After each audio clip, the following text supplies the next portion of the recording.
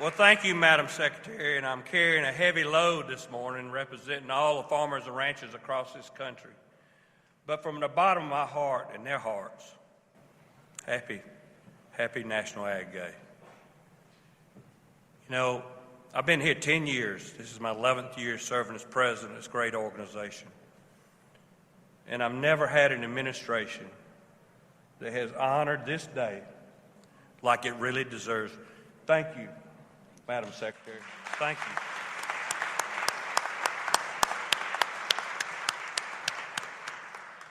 You know, to stand on the stage with multiple cabinet members and a president that talks about farmers being his friend and mentions agriculture almost daily, it's historical.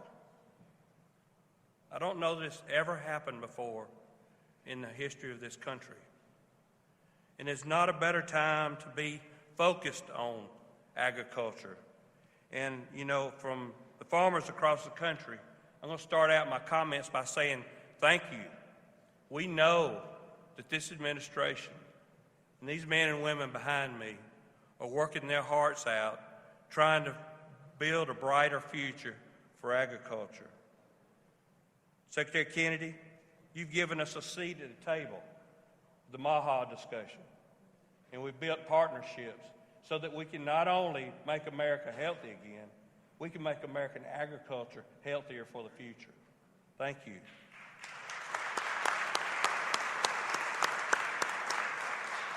Administrator Zeldin ditched the rule.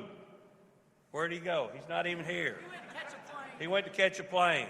But we've been talking about ditching that rule for years.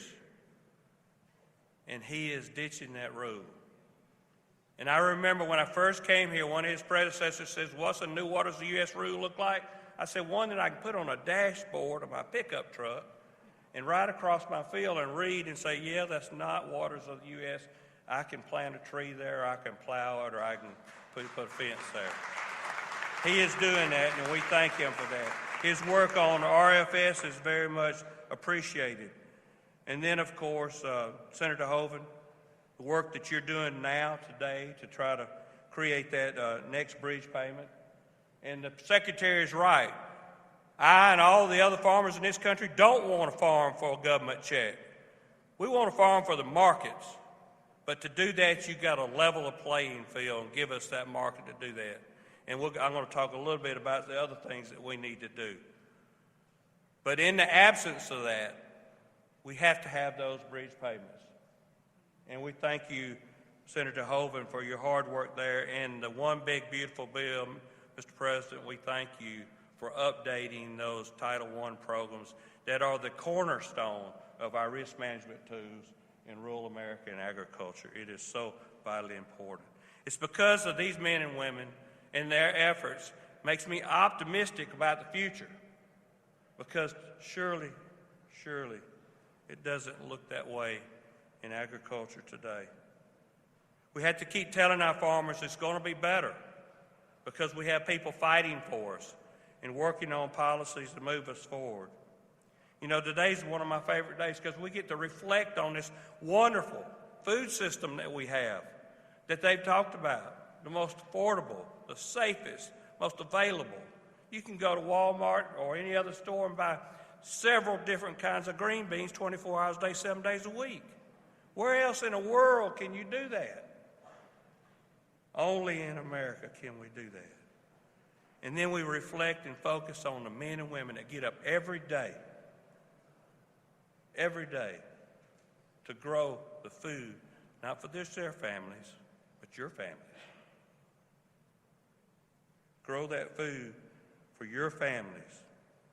Grow that fuel that runs that engine, that economic engine in rural America, and provides a national security so that because we can feed ourselves. And not many countries in this world can say that. But right now, there's a heavy cloud hanging over rural America. We're in a generational storm that's brewing, and it's been brewing for a long time. There's a terrible imbalance We live in a time in agriculture where cost of inputs are higher than they've ever been before. And you heard the Secretary talk about the increases that's happened over the last few years. But we're also seeing commodity prices fall.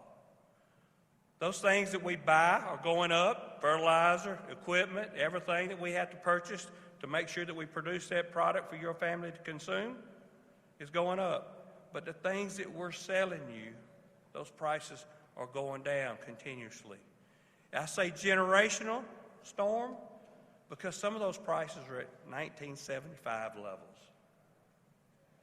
What if your paycheck reflected your paycheck of 1975? That's what farmers are facing today. Falling income, and there's so many of our family farms that just can't keep going. This is the 5th consecutive year that farmers are going to see declining income, and it is very, very difficult. We must change. We must make changes now to bring certainty to farm country. If we wanted to have another generation of farmers, we got to act now. Never before have we ever needed leadership like we need it now, and we thank y'all for your leadership. Now, we appreciate the bridge payment, the tax relief, the regulatory reform, because that is moving in the right direction to get us through this storm. But we're at that crossroad where leadership's going to have to step up and provide some short-term solutions and continue to finalize a modernized farm bill. The President called for it last Friday, called for Congress to pass that modernized farm bill that we so desperately need to continue the work that they started in the One Big Beautiful Bill. And we need to continue to work on that bridge payment. Yeah, we don't want that government check, but if you want us to get to the benefits of the One Big Beautiful Bill, we have to have that for farmers to be able to survive this storm and get there and continue the wonderful work that's being done. Long term, we have to find a solution to our labor problems in America. These young men and women in the blue and gold, they probably in their heart desire to farm, but they can't go back to their family farm or create a farm without having labor to work on those farms. And we have fought that battle for many, many years. And then other long-term solutions are year-round E15 and increased domestic use of the products that we grow in America, grown by Americans, and using it here in our country. It is so important for us to do that.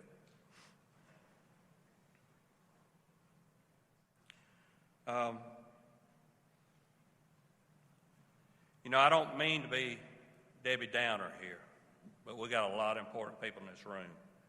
And if I'm going to be the only farmer to speak, and yes, I am a farmer, 400 cows back home, 8 broiler houses, 3 employees, and a son that's a veterinarian having to work on the road just to survive and keep the farm going.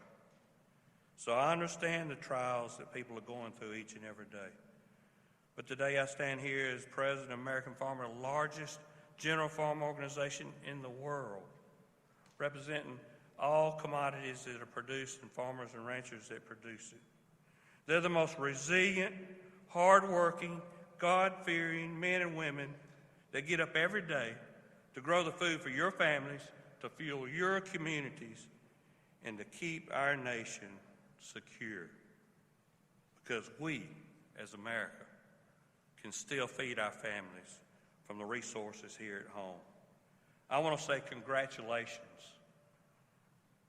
to all of you on this wonderful celebration of National Ag Day. It truly is an industry that deserves the recognition that it's getting today. And we're going to continue as your farmers and ranchers to strive forward to continue to be able to feed your families, create policies along with these great men and women so that we can move agriculture in a direction that brings these blue and gold church coats back to our farms to create the next generation of farmers. And today is the day we got to start doing that. Thank you, and God bless you.